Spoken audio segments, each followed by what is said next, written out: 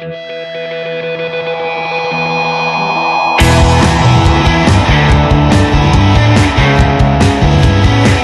ladies and gentlemen, it's now a pleasant part of the evening for me to introduce you to your new chairman, Mr. Stuart Day.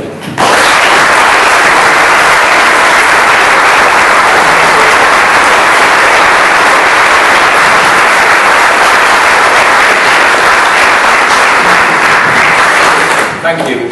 Firstly, I'd like to say how excited I am of the opportunity that we've got with this brilliant club.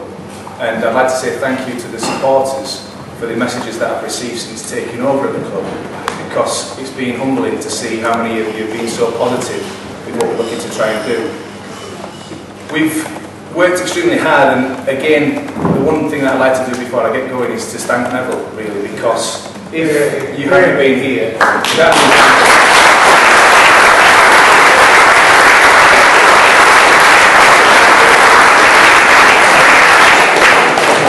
he certainly was the catalyst to making us invest. The problem he did take us to Manchester United, which wasn't the best thing for me.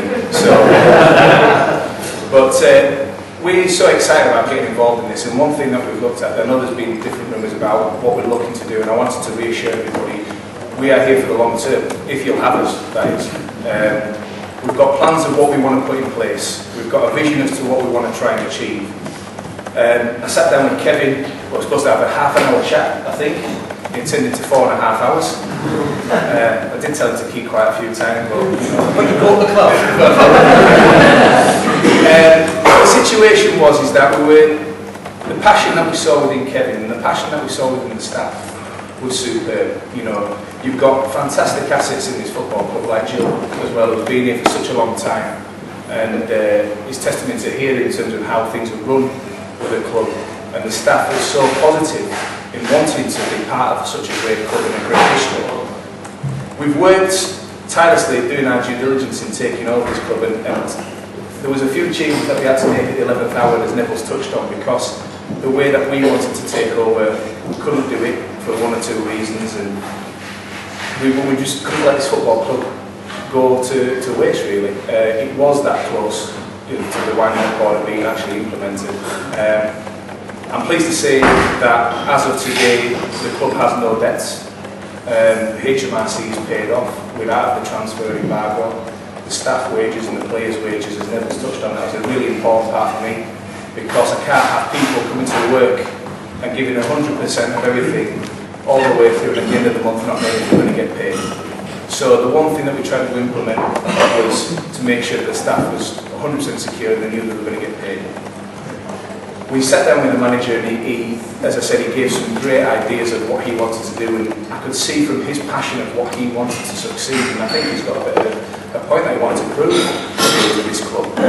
And when we had that enthusiasm, it was the same enthusiasm that we had, and we met at a hotel in Walsall one Saturday morning at 8 o'clock to talk about other ideas, and again that was supposed to be a 2-hour meeting. It turned into a 5-hour meeting, and we're just so enthused about what we've got here. And the biggest thing for me this moment in time is I want to bring football back to the fans. I got extremely frustrated. I watched a lot of football over the years, and I got extremely frustrated at certain ticket pricing last season, where I was getting charged £36 to £40 a ticket to go watch a game of football, which I think is ridiculous. So the first idea that I had was to change the season tickets and slash them down to make football more affordable. That's something that's not just for this season. We will be looking to implement that season upon season. But we need the support of the fans. We need the backing of the fans. Because it's pointless to slashing the season ticket prices if we're only going to get low attendances. We need to try and get better attendances coming through. We want to make things fun. You know, we're hoping we're going to win every game, but it's not going to be every game that we're going to win. But we want to make it a fun time for when you come down. We want you to come down and enjoy the experience. And even if we do get beat, you know that the players are giving 110%. The biggest thing that me and the manager have sat down, everything that he's talked about there, we wanted to implement. The scouting system we've done, and it's touched upon. I think if some of you saw it yesterday, Sky Sports was down here yesterday filming the club. They saw the trialists down here. We've got, it was like the UN. down here. Kevin had more people on Liverpool Airport and Manchester Airport and Leeds Bradford Airport on Sunday night collecting players with Bury FC signs up than anybody else. So it was the thing that we're trying to do is create something special and people to be proud of this football club. People to be proud to wear the shirt. People to want to support us. People to want to come and play for us. And if players don't want to come and play for us, me and Kevin had the chat, they'll be gone. We want people that want to be committed to the Bury Football Club. And if they want to go somewhere else, fine, we'll make that decision and go. But the decision has to be right for this football club. It's not going on the players' terms, it's going on this club's terms. So everything that we're trying to implement here is for the longevity. Because when I sat down with Kevin and we said, listen, this is what the ideas are about, what we've got about running a football club. We want to run this football club as if it's a championship club off the pitch. As Kevin touched upon it, the first thing he said, he got some building plans out saying, this is a gymnasium I want to build. This is what I want to do. So straight away, as Kevin said, his manager's office is very important because you bring players into that manager's office and it's about the profile of the club. The manager's office, the same chairs were there, I think, when he was here 13 years ago. I tricked out because I left and I tricked out on the way in the same blue bloody chair. So while Kevin was on holiday, we made an effort to change the reception area, to change the manager's office, to start knocking down walls. We've now, you'll have probably seen the images, we've now changed the function suites around. We're now changing the press offices and changing other rooms as well, so that people can come and have pride in Bury Football Club. I'm a massive football fan. I'll go watch any game of football. And people have said, you know, you might have seen it on the radio that I was on the other day, why Bury? This history of Bury is incredible. And when we'd seen the advertisement of the money needed to go into the club, we couldn't let this club fail. And there was a time, and I'll be honest with you, as I always will be, there was 2 or 3 times we nearly walked away. And it was only because of Neville that we didn't. He kept on coming back to us because the figures would change daily in terms of what was going on with this club. And Neville said, you know, unfortunately the club's been built on sand a little bit over the last few years. It keeps on going back into the same situation. And what we wanted to do is implement things where it was built on solid foundations, so everybody knew their job and role and responsibility. And we wanted to create something with the staff and make sure that they have the pride in wanting to come in and work for this football club. And the biggest thing for me is I'm so excited about what we're going to do, and there's so many ideas that you'll get. You know, I know people will want to know about player recruitment as well, and that's a big thing. You know, we've got a 5-a-side team at the moment, and that's as it is. And please, me and Kevin talk daily in terms of it, but the one thing we don't want to do is rush in and sign a player who then doesn't come in and fit the credentials that we put on that screen today. They've got to, first and foremost, they've got to want to play for us. They've got to want to give us 110% in training, in their attitude when they're not at the club as well, because they are representing Bury Football Club. So everything that we're trying to put together is, we've done a lot of the work on the player recruitment, and over the next 2 to 3 weeks you will see some, hopefully you'll be pleased with the signings that we're looking to bring in. But the signings that we're looking at, these are signings that a lot of other clubs are looking at. These are signings that top clubs are looking at as well, League One, Championship clubs. So we're setting our targets right into the right sort of player. And when a player comes in to look at us, Kevin sits down and says, right, this is the reason why we want to buy this player. This is the reason what he's going to do for the club. So everything that we're trying to put in is we have a plan. We have a plan as to what we want to try and deliver with this club. Hopefully we'll be in the Champions League in 3 years' time. But the biggest thing for me is, if you can support me, I'll give you 120%. And that's what I can promise you. You'll get the hardest working person here. And it's very unusual, as I keep on being told, for a chairman to be in a club daily. I'm in here probably the first and the last to go out, because I want to see the runnings of the club and change things around for the better. And that's what I want to try and deliver. I'll give you everything I've got, and hopefully a bit more besides, and hopefully we'll get this club back to where we want it to be. So thank you for your support.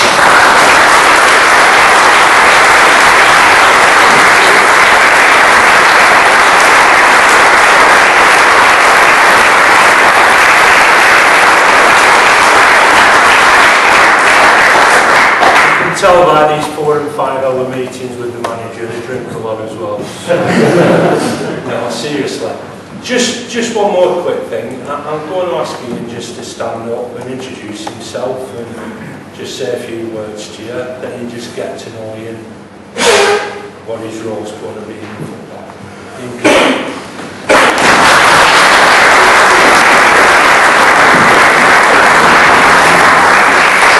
I can really sort of endorse a lot of what's been said by how hard working the chair is and the chief exec.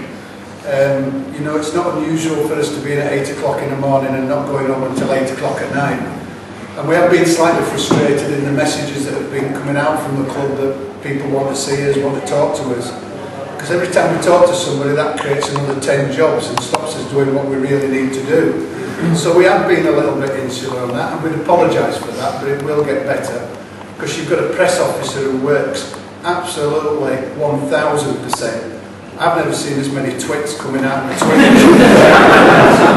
I'm going to send him on a spelling course next week, but my job in the club really is the slightly boring bit, and that is really to have a look at a lot of the systems and the processes that go on and tighten things up a little bit. That's not been detrimental to the staff who've been there already. They've been faced with awful lots of challenges, with no money in the pocket to do things. But if I was to say to you that while all this trouble's been going on, in Bury Football Club you've had a light that's been on for 8 years and nobody knows where to turn it off, I wouldn't be lying. If you speak to Michael, the groundsman, there's a light in there that burns in his back office and nobody knows where to turn it off. Unbelievable. We've got an energy bill of £80,000 a year. And that £80,000, we've had a conversation today with a company to start putting LED lights in, to put movement sensors in, because when we go in at 8 o'clock in the morning and turn the lights on in the toilets for the directors, they're still on at 8 o'clock on the night when we go out, and we've only been in there twice because the chairman chases us out otherwise.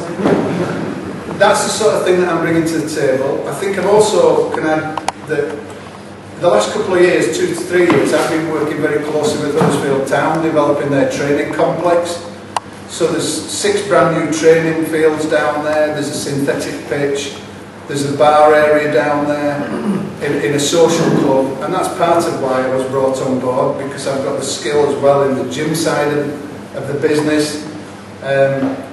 We've got a building like this, and I know I'm jumping back, but Huddersfield have got a building a bit like this. This is losing £50,000 a year, this particular building.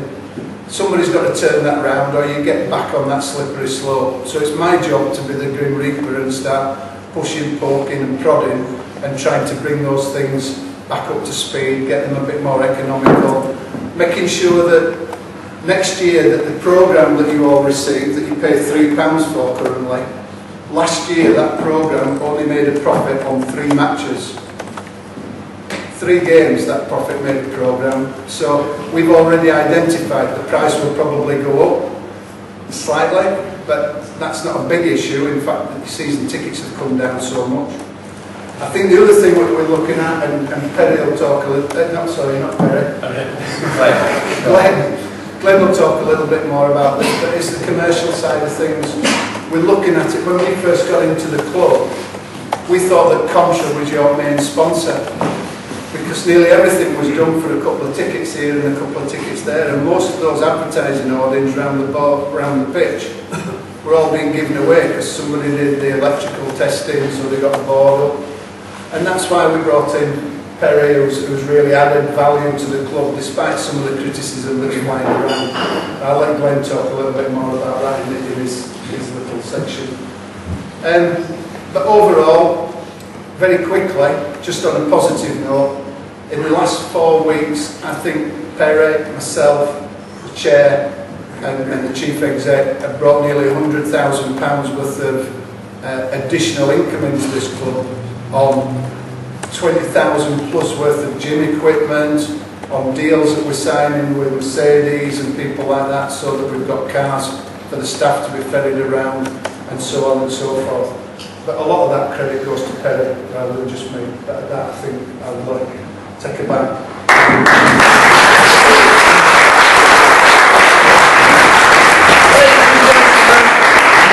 Football Glenn Thomas.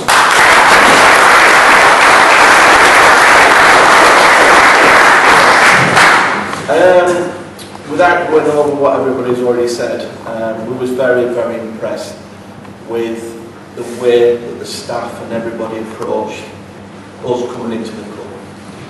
What we saw initially on day one, there's so many entities within the club, like we've got the community programme, we've got the youth, we've got the Forever Very team, and everybody had a vision that they wanted to keep Bury alive, but everybody was working independently. What we've got to do is bring everybody together. That's the fans, the community programme, like I said, Forever Bury, and make sure that this club does move forward as one. Because without that stadium open, then basically everything else just disappears. But the enthusiasm that we've got between us and everything is the fact that the most important thing is to move forward and create new opportunities for everybody. There's things moving forward where we're going to bring ladies soccer down to, sorry, football, that's my American bit, ladies football back and create new things there. Obviously we want to improve disabled facilities. We're improving the facilities on a daily basis. What we need to do is on the commercial side, obviously we brought in a consultant which has got a lot of stick at the moment, and he was brought in for a reason. The reason is we do not have a lot of time to turn this club around before the season starts. We brought in our opinion, the best team that we can for this club. Perry's background is basically, prior to the Port Vale incident, we was recommended to speak to him for the work he did at Birmingham, Karen Brady, with Derby, with Trevor Birch, with the Cricket Association. And if you actually look, there's none of them clubs or anything has created an issue. So what we've actually done, his role, so everybody knows, is basically to consult the club on the current situation so we can bring forward the momentum of the club. If anybody who's got an issue would like to talk about that, by all means bring it up with me afterwards and gladly open up the floor, that's not a problem. But moving forward, like I said, and echoing everybody's comments, it's a superb club, it's got superb opportunities, and please be that bit more patient and you'll see exactly what's going to happen on the field and off the field. And hopefully it'll be a lot more enjoyable experience for everybody. But thank you for your support, it's been amazing. The fans coming up to us on a daily basis. So if we can keep that up, then Bury Football Club will be exciting for the future. But thank you very much.